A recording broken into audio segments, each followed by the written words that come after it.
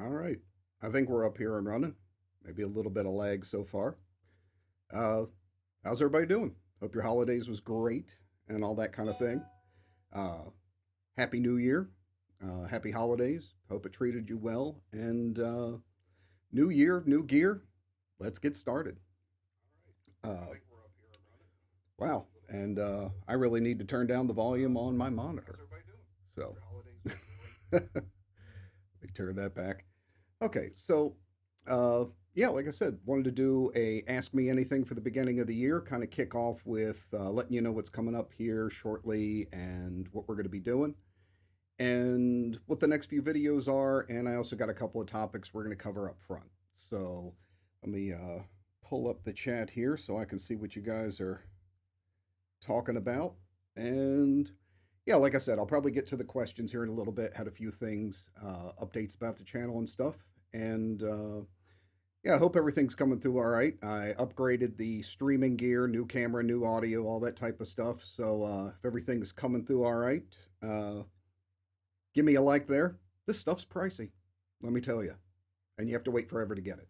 So good to see you, Dave, Carol, 1956, Willie. Ike, good to see you. Dave C. Robert. Hello, everybody. So, yeah, like I said, I'm going to get started and I'll check in on the comments and stuff in between topics. So, first up is I'm going to be, as you know, if you watch the channel, I kind of try and grab stuff from specific brands and present them to you guys. Like we did a deep dive into the old PV gear and that type of thing and look into the history of it since that's not around anymore. But I'm pretty psyched that we can start talking about some more current things too. And I've been collecting some stuff so that I can give you some comparisons and things like that. And I'm going to be featuring a lot of Ibanez. I'm pretty psyched about the things that not only have I pulled up from the past and what they're doing now, but a few new things that are coming out. So we're going to take a jump into it, but I figured I'd show you a few things on here to talk about why I'm finding them interesting, what I think the advantages on them might be, and my general opinions first, and then, like I said, we'll be doing some comparisons and things as we go. If you watch the channel for a bit, I've had a couple of complaints about a number of the large manufactured bases anymore. In that, one of my real problems is everybody seems to be going off of a template of the same base with the same features, and some of it I really don't like. One of my biggest complaints has always been huge frets, and I feel like it's like running your hand up a railroad tracks. It drives me nuts. I prefer something smaller, and Ibanez is doing that. So that immediately attracted me. The other thing is if you like the feel of a slim neck, if you use large frets, that basically gets stomped out at a certain point because if you slim your neck down to this much and then use a fret that's huge, then now the neck feels wide again, but half of it's just fret. So in a way, you're losing neck wood and just making it up on the other side. So they're not doing that, which I find pretty interesting. And that seems to be going across all their models. The other is scale length. I know, especially the trend in metal right now is to have these massively long necks, and that could be a great option. I'm not dumping on them or anything, but I've always said that you don't absolutely have to have it. And especially with the SR series, which is the one I've kind of grown to, they're using 34 scale necks, and the Bs are tight and they sound good. And I really like that option too, because especially if you're really shredding or something, the longer that you go to a scale length, it's going to get tougher on you. There's no two ways about it. But again, like I said, there's other things they're coming out with, some fan fret versions. I'm really psyched to check out. I'm hoping to get those in my hands here. That'd be pretty cool. So it's just, you know, different courses for different horses type of thing. But I've liked these options and it's cool to see them. So what I did was I went, tried to get some Ibanez history going here. And what I've got are a current standard model. I've got a couple of their premium series, which are really cool. And those are the ones I think I'll be sticking with. I got some of the BTB, which those are cool too. And I went back and got two of the original SR1000s made in Japan. And I'll be putting them up too. Just classic bases. They were just, they were all the rage for a long time. And it seems like people maybe forgot about them a little bit. So I kind of wanted to highlight them again too. Just killer bases, absolutely. So with the premiums, let's take a quick look at one of these. Uh, as you can see, like, I mean, they use beautiful woods on these. And what's most interesting to me too, and what's fun is because I'm such a nerd about this stuff, is most people are using the same kind of woods for most of base building, at least in the larger scales. You have maple or mahogany neck, you've got an ash body, or sometimes alder or basswood or something like that. And they're using things like panga panga and wengi and just some really interesting things. I haven't played necks made out of these composites, so it's a new sound, and it's interesting for me not to have a benchmark. I'm kind of going into it, and it's all new. But very cool preamp with active. You can click the active bands on or off with it, and you can make it active or passive. They've got the Nordstrand pickups in it.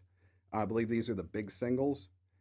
And yeah, I mean, not super pricey for their premium series. I think they average in between, I think it's somewhere in between like 12 and 16, depending on the model. Don't quote me. Prices are going up across the board, and it's nobody's fault. But this is just absolutely smooth and comfortable, very flat neck, and it's kind of a flat D shape.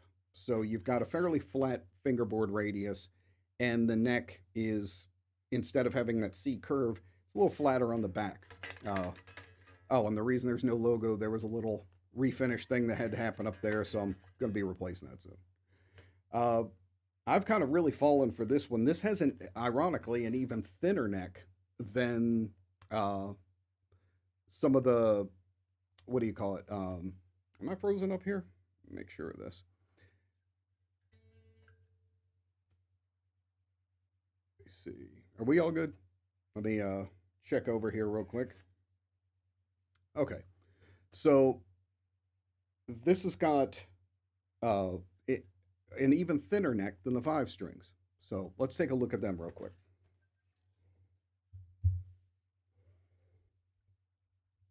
Let's see what we got.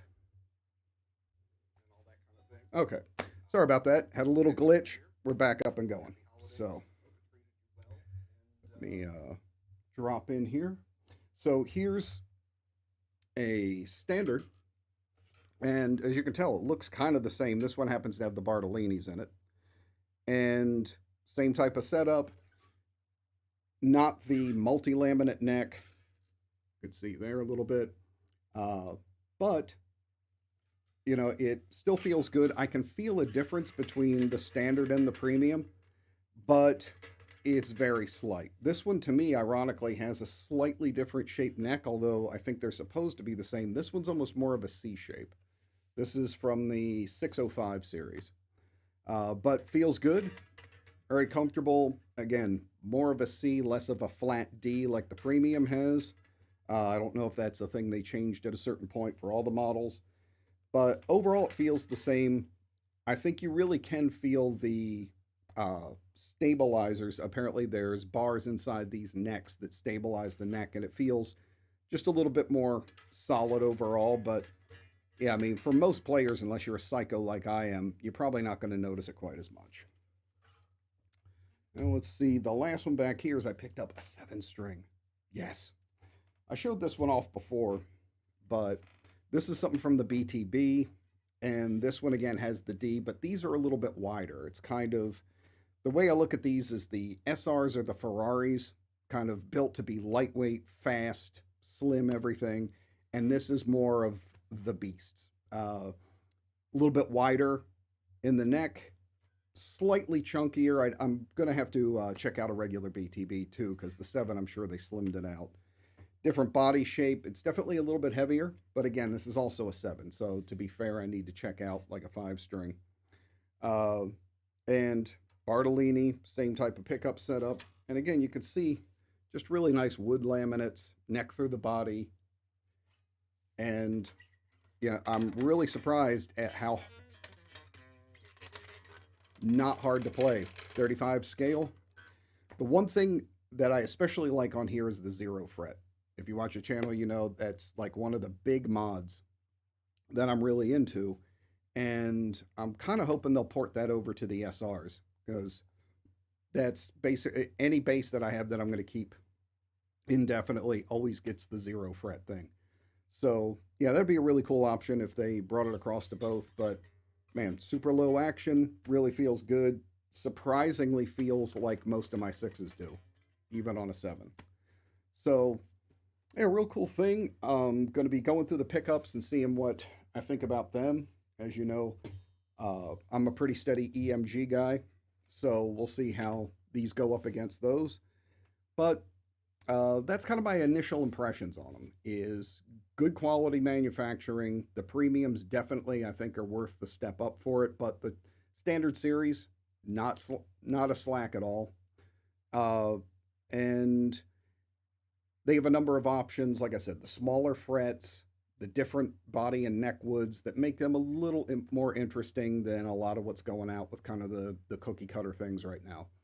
So I think it's going to be fun to take a look. You'll be seeing definitely some content from there. So let's take a quick look over here and do a couple of questions before we get into the next section. I'm going to be talking about the next videos coming up and some drum software. Let's see. I still need to turn this volume down on the monitor. Jesus. That is crazy. All right. So, again, hit that like if you're into Ibanez basses, and let me know what you think here in the chat. Bro, DB is a bit better. Yeah, I'm seeing a few people talking about the BTBs and everything, slightly wider, definitely. It really just comes down to preference. Uh, so, you know, it could go either way. Let me see here real quick. There we go. All right. Yeah, I'm using my phone to monitor here because I'm still figuring out this software. uh, standard profile. Good so far. Sounds good. Cool. DiMarzio pickups. Yeah, the SDGR 400 from 94. Uh, Now, that's something interesting because on those original like SR1000s, when you see the IBZ pickups, they're basically modeled right after the DiMarzio. So that should be right at home with you. And that's one of the I'm pretty picky about my pickups, but the original DiMarzio, it's a hard one to not fall in love with. That original PJ is just grindy and meaty, and that's a good set.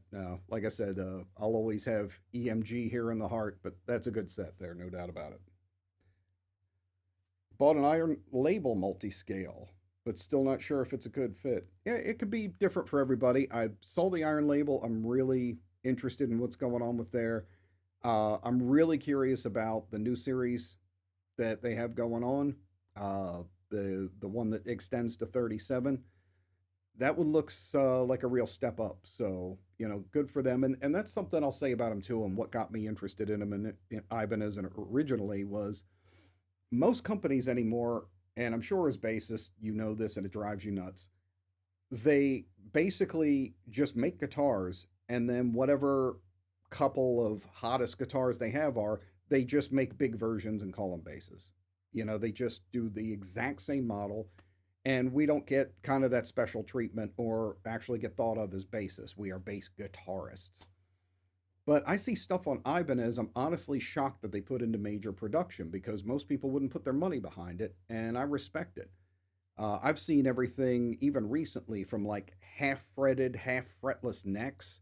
That can't be a huge seller, but the fact that they would go into that and do it is just awesome. To put that out, 33 scale BTBs, just some real oddball, interesting stuff that tells me that they like innovating and seeing if something catches on. So much respect for that. You know, being able to do something that's bass player specific. So that's something I'm definitely appreciative of, and why I keep having an anticipation for their newer stuff. So let's see. GHB.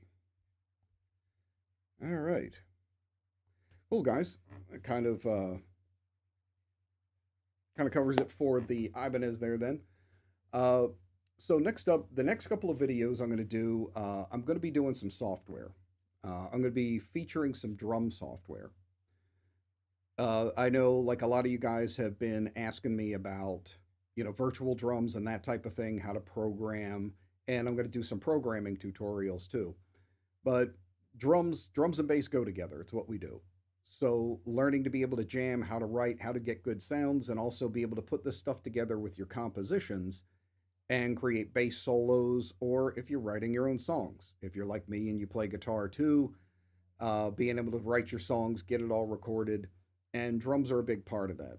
So I've got some drum software in, and we're going to do walkthroughs on them and do some, instead of always the guitar guys, we're going to do some bass and drum versions and get to hear that type of thing.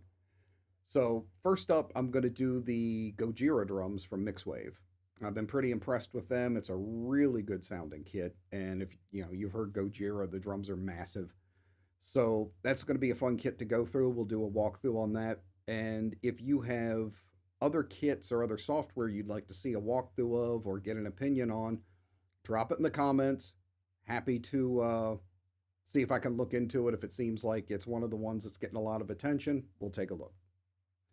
So that's going to be coming up. And a little while back, we talked about a new series that I finally got some stuff behind, and I'm going to call it Chop Shop. And it's basically the hacks and mods that I do to all my basses because, again, I'm a lunatic and I always have to mod things. First episode of that's coming out this week, and I'm going to do something kind of nuts because that's what I do. But what I'm going to do with it is I'm actually going to rip down an EMG pickup. Let's see, I have the one right here. I am going to take this pickup and I'm going to grind it down. Why am I going to do something so stupid? Because I love you guys, and in the interest of science, we're going to check it out. Because as you can see on the back of an EMG, they are potted and the case is glued, to the full thing. And even on their website, they say, if you try and alter this or take the cover off, you're going to destroy the pickup. And you probably will.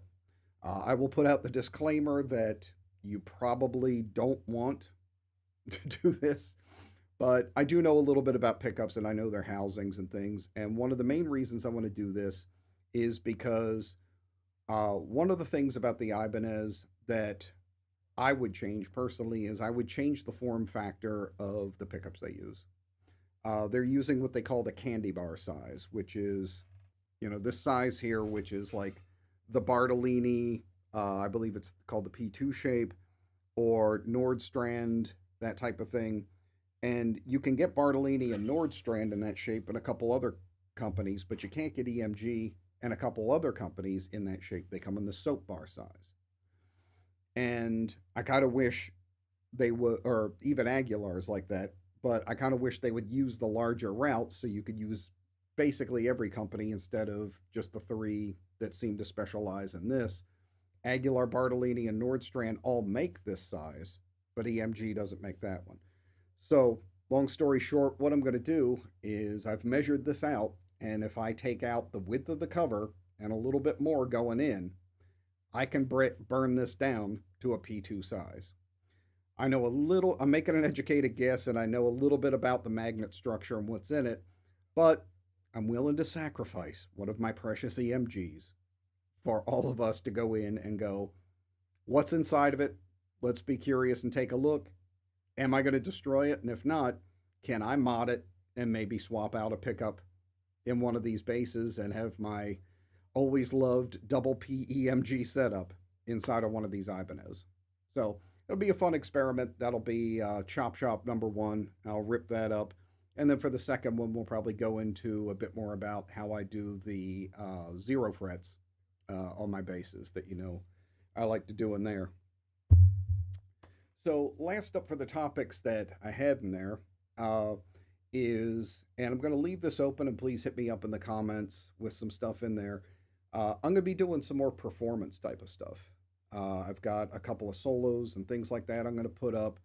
And outside of that, I wanted to see what you guys think or what you'd like to see as kind of do you want to see how it was played? Would you like to see walkthroughs of things? Of course, patrons are going to get that stuff anyway. But do you want me to talk more about the technique in it, or do you just kind of like seeing the performance as it is? So let me know if that kind of stuff still interests you. I know some lessons I put up do really well, some it doesn't seem like it goes through that much. So, tell me the temperature there. Let me know what you think on that. Uh, so, as far as the stuff I wanted to cover, that's pretty much going to do that stuff. Again, hit me up with any comments that you have here or any questions, and we'll get into some other stuff here. So, 1 minute break while I check your questions. Let's see.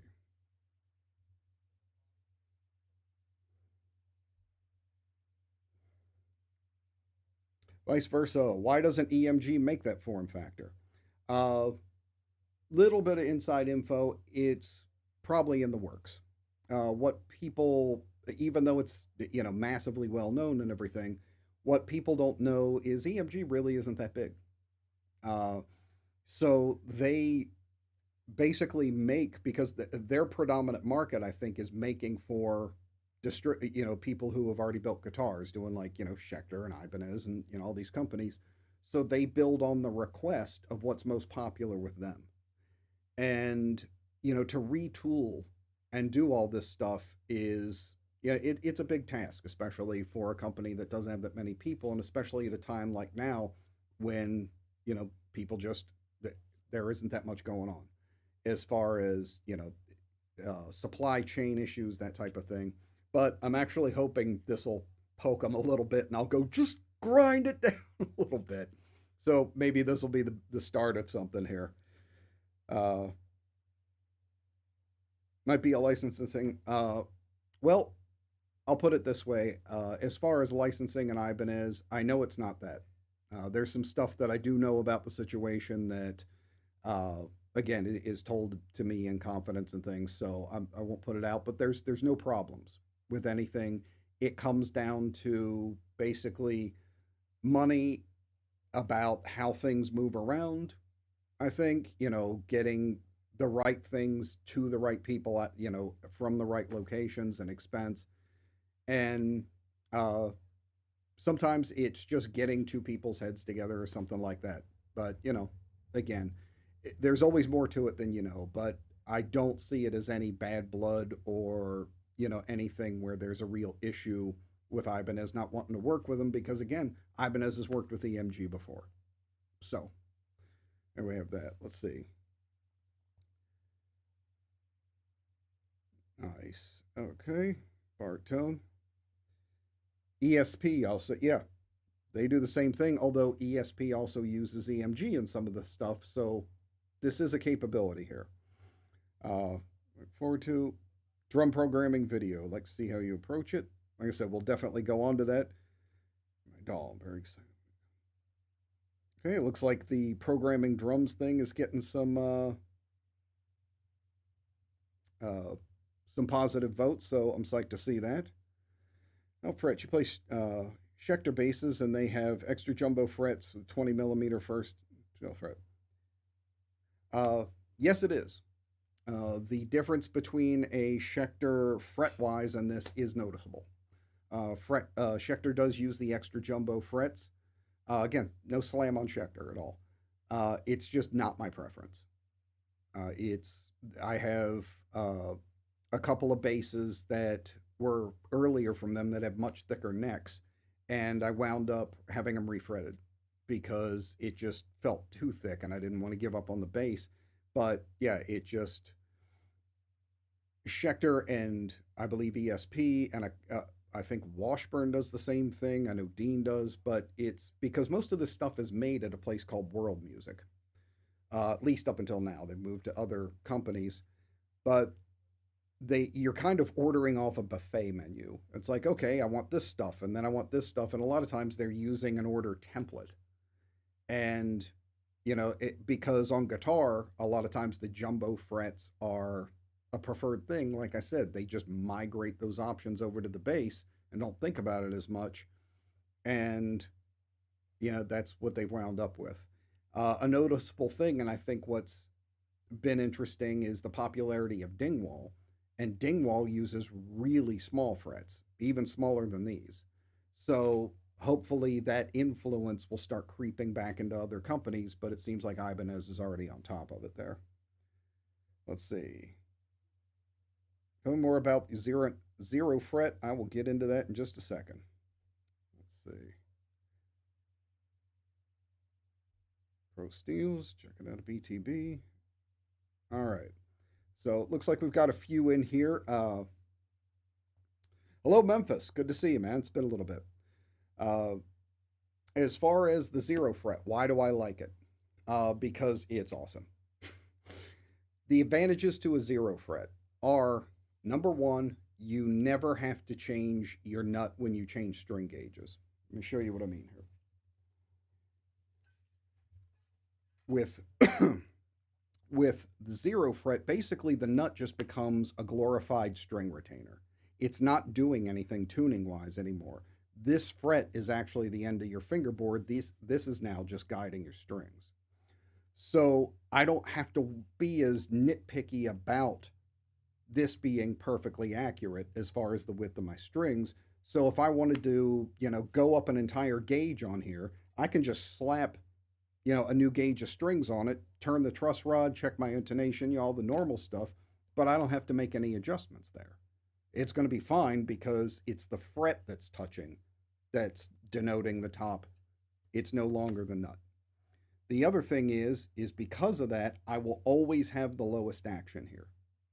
One of my biggest problems with every, especially mass manufactured bass I get, is they make the nut higher than it really needs to be for safety.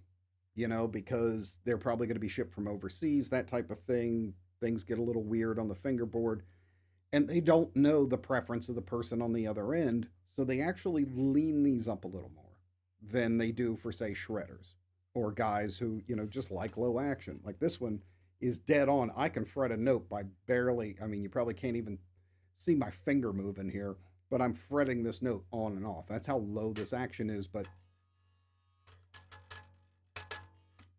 clear as a bell. I should be plugged up for it, but, wasn't expecting that one.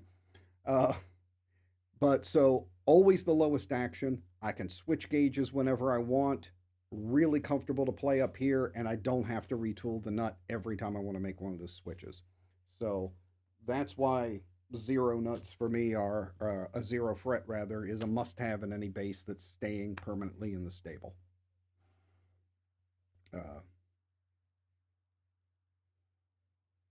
So they make thin necks, but with the big frets, it feels like a thicker neck. Exactly.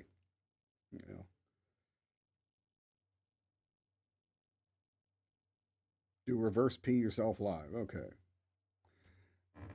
All right then. Are the Barts S for SR made elsewhere? Ike, yeah, I believe the MK series are actually made overseas. They're not made in the US factory. Don't absolutely quote me, but that was the information I got last. So the ones you're seeing, like in the standard series here and stuff, those are different from the US factory. Dante, maybe you just like jumbo frets. Possibly. Again, it's a preference. That's, just mine over others. That was something that, like when we went through the PV, something I liked about the TL and the Cirrus is they use slimmer frets. But maybe you like slimmer frets too. You just never got to try them. So, always experiment. Never be happy with what you have because you never know what you might stumble onto. They make thin necks. All right. I came here to do. Cool. Okay. So on the rest of this stuff, uh, like I said, for this week, you can definitely count on the drum software, and we're going to have the EMG. So that'll be up. There's also going to be guitar stuff coming up. If you guys are, guitar players, I step into that once in a while. I'm going to be doing some more stuff from AMT. And actually, I don't think you can see it, but over in the corner, I got myself something special here, and I can't wait to show it off. There is going to be some brutality coming through here, but I got a Marshall JCM 2000 DSL that has been more modded than any head I've ever seen. And it is the destroyer of worlds. I turn it on, and the power grid in the city has to go down for a minute and then come back up. Just an absolute ripper of a head. And I'm actually going to be, I wasn't sure 100%, but that I could announce it was starting, but new Voice of Dissent album. If you've heard, that's, my project and band name thing. Over the course of the next 7 or 8 months, I'll be working on those, and a new song will be coming out on a regular basis. And I'll be doing production, finally, the production class and series with that. I was supposed to be doing some stuff in New York with it. I know I've promised it, but that's been the problem. Yeah, New York doesn't make it easy to visit or do work there, and so I've just had to be putting it off. But everything seems in line, so I'll be doing some remote stuff. Also coming up, I'm going to be doing some tours of some factories and things. So a couple of the places that I work with and some friends, I don't want to announce them until I know the date, but we'll be going to check out how they work and see, what goes on at these factories and companies. And yeah, that'll be cool and interesting. See how the stuff gets made that we love and the people behind it. So that'll be fun too.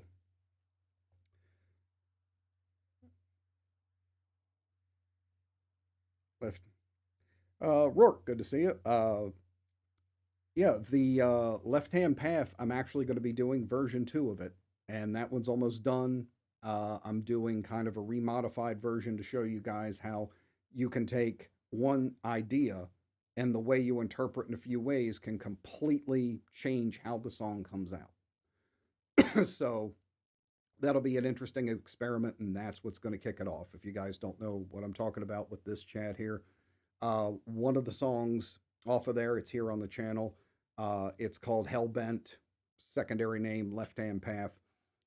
It's the first song off the first Voices Descent EP. Like I said, I'm going to be redoing that one with some production changes and some songwriting changes in it that I originally wanted, but I was having to steer it in a certain direction for the people I was working with at the time.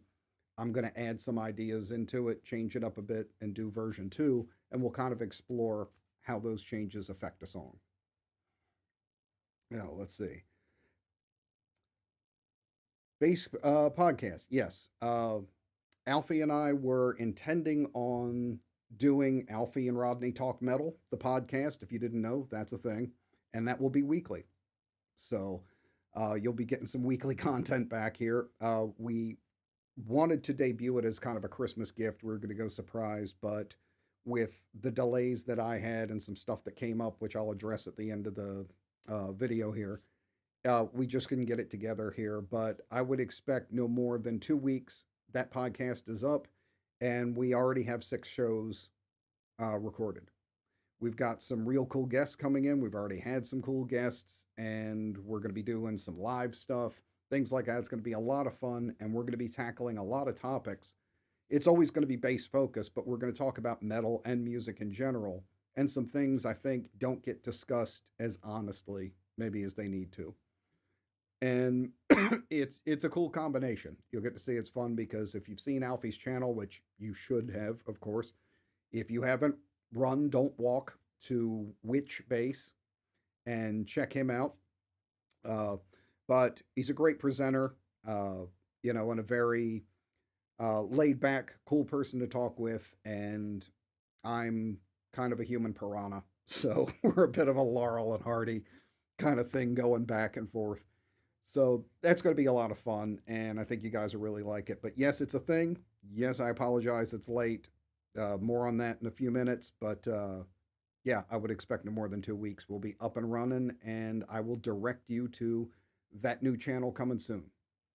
I'm glad you brought that up because there's one other thing I wanted to kind of announce is I've been spending a lot of time and thinking about moving to other tech platforms. Uh, One of the things that did slow me down and why I had to check out a little bit is the issues with copyrights and takedowns on YouTube. I've done a video on it before. It's just out of control. I mean, your channel is basically in constant jeopardy if you're doing anything that uses even a 5-second clip of somebody's music. Even if it's completely legal and you're under fair use terms and you're using it to educate or it's a transformative property, doesn't matter. This was why I keep having to do false starts on Metal Based Microscope. I've got other videos of that. There's more episodes. I can't release them. They, I've already had one taken down. Others have gotten warnings. I can't put them up. So I'm going to keep you guys alerted to it. I'll announce them in different shows and things, but I'm probably going to be going to places like Rumble. Uh, I'm already over there. If you guys are over there, I'm basically going to go out to every other place I can find and just not put all my eggs in one basket. Uh, BitChute, things like that. But I'm going to start publishing over there because it's the only way I can do a lot of the shows I want to do for you guys without having to worry that I'm going to wake up and have my channel shut down one day. So that stuff's going to be over there. I'll still be here, but I'll link you to other content that's going to be exclusive to those platforms. I've got a long form examination of Bob Daisley, the original guy from Ozzy, who I absolutely love.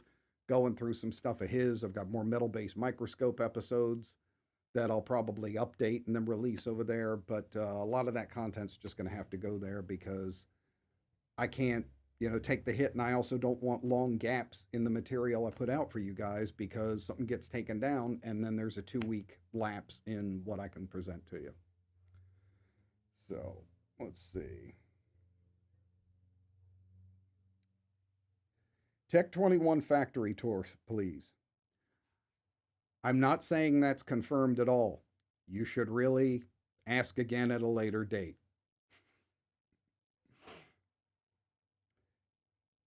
Let's see. That's great.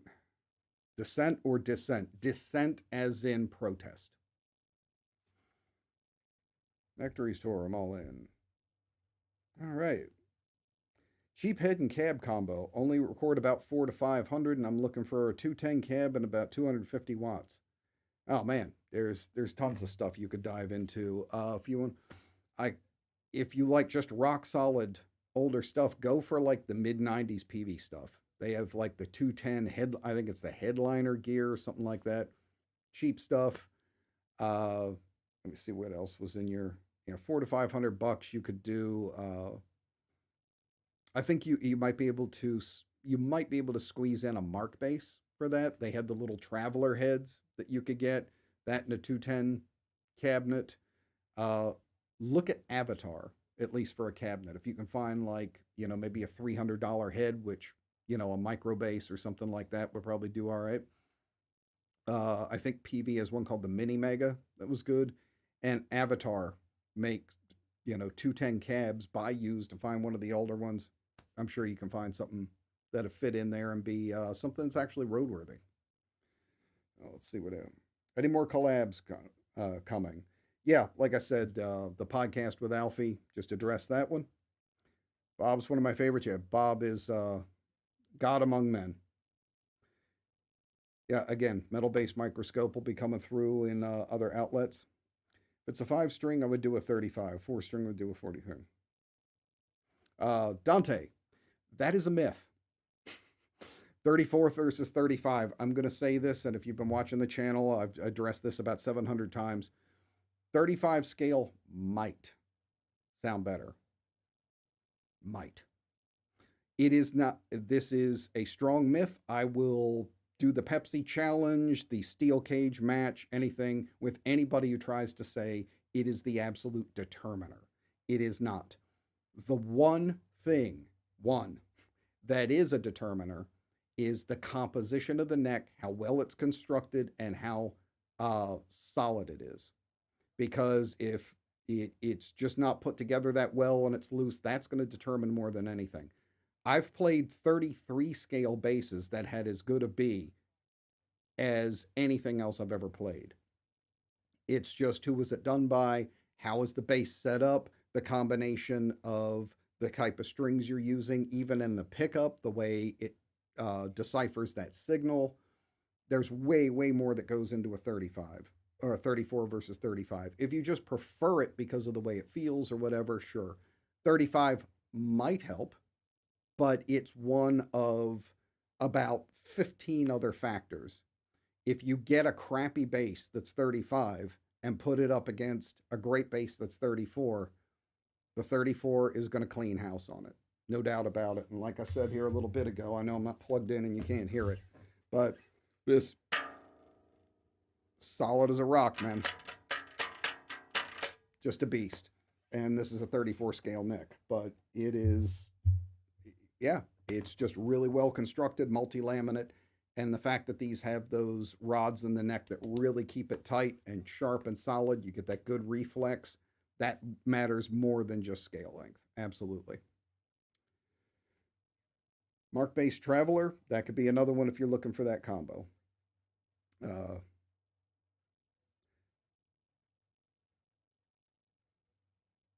cool. Dante, the other one, absolutely. And think about this too. If you want a really tight B, and I can't believe more people don't mention this, make sure then that you're using hex core strings.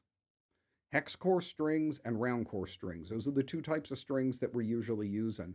Hex core are much, much tighter. Absolutely. And it's going to give you much better string tension. I've seen guys that'll put like Ernie Ball slinkies on a 34 and then go like, oh, it feels like a noodle. I can't do it. Well, it's your strings. Those things are designed to feel slinky. If you take something, that's got a really hard core, like say, actually, although it's not hex core, the GHS Super Steels actually feel really good to me. Uh, Outside of that, you can see something like the DR Lowriders.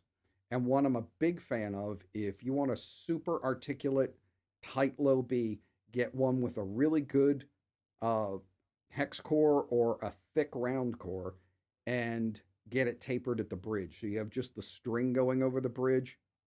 Mwah. Good stuff. You have never heard a better B. So give that a shot. You might save yourself some agony there. Uh, Hex core, yeah, it's you can't beat it there. So I think it looks like we've caught up and covered most of the stuff here. But a couple of people had asked, so on a personal note, I just wanted to catch up a bit. I know it took a little bit of time out, a couple of weeks on the channel. It wasn't really planned. I got hit with kind of a perfect storm here for a little bit, and I'm honestly, with the holidays and everything, you guys noticing a little bit of absence, even though it wasn't too long, I'm flattered and I appreciate that. So, uh, without being, too long-winded or too mysterious about it, I got hit with some end of the year stuff with getting really slammed. You may know I write and do demos for Guitar Interactive and stuff too. We're really pushing for end of year stuff. Of course, the holidays coming up, and uh, plane trips getting canceled and all this kind of carnage going on. And then the final thing being, I get something, I have a condition where I get something called cluster headaches. If you're not familiar, it's kind of migraines gone atomic. It's pretty brutal. It gets to the point where like I can't see effectively. Everything's washed out. Really light sensitive. Brutal headache. Then fast back and forth, extreme fever. Then chills, sweating, all this type of stuff. Nausea.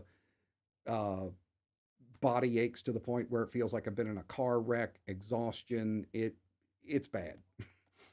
And for a long time, I've seen doctors, everything else. We can't figure out what triggers it.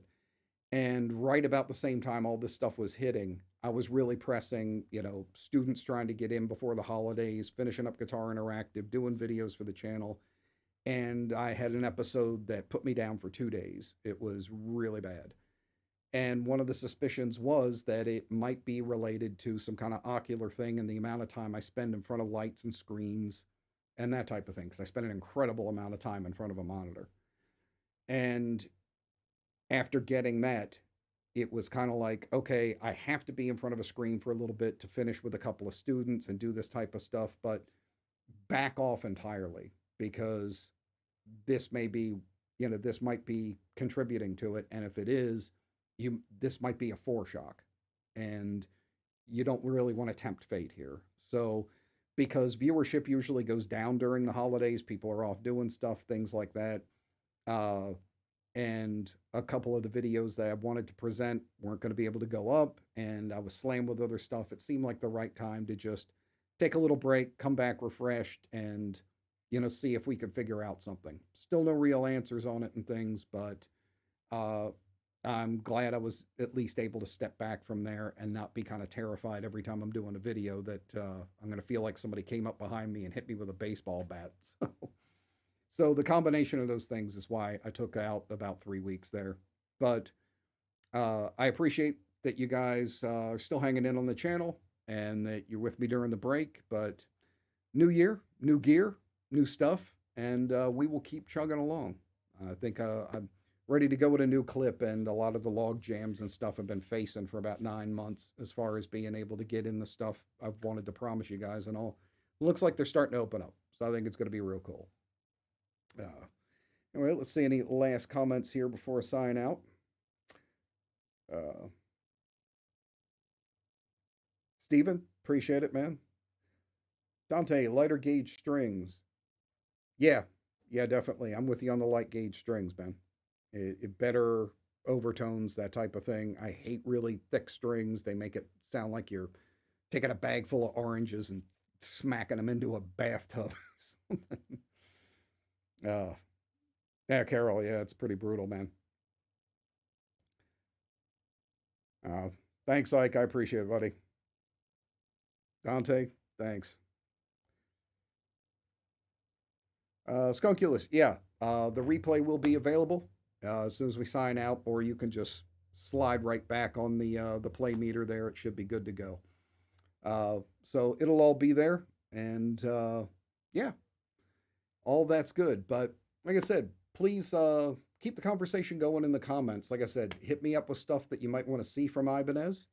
Uh, any questions about the EMG thing, where I'm going to tear that thing down? Lesson and performance material you might like to see, and let me know what other networks you guys are on so I can start focusing there. Like I said, I'm going to go on everywhere, and I'm already on a number of them. I'm already on BitChute, Rumble, all that type of stuff. But let me know if there's a few that you're on that maybe I haven't seen yet, and I'm going to start publishing to there too. But that's coming up, and yeah, like I said, I'll probably do like a couple of shorts and some stuff on Facebook to let you guys know when the first podcast episode is going up, and me and Alfie will probably, we're looking at doing that one live. We'll see if we can pull that one off. But yeah, that'll be a lot of fun. I hope you'll join us on that. It's going to be a good time. We're going to get heavy and talk about some heavy stuff, and we're also idiots too. So some of it's pretty funny. In any case, let's see. Signed up for a Rumble account, following there. Okay. Cool. Cool. Take the time you need. Gil, good to see you, man. Just getting ready to wrap up here, but I'll catch you in the comments if you have any questions or anything. Always happy to see you. Those pains occur long watch sitting with a laptop. Yep. Publish your other networks. Yeah, I'll be announcing them and linking them. But pretty much I intend to be everywhere if I'm not already there. So, all right, let me scroll on back here and see if we got anything I can see I missed. Hey, Steven, thanks for the super chat there. Much appreciated, buddy. Things are good. So that's going to wrap it up for this one. Oh, it's good to see you guys. Looking forward to a new year and new and interesting stuff, and taking the channel in the new directions. So, again, hope you had a great holiday. Hope this year is a bit more relaxed and opened up for all of us, and much metal bass to come. So, take care, you guys. I will see you later in the week.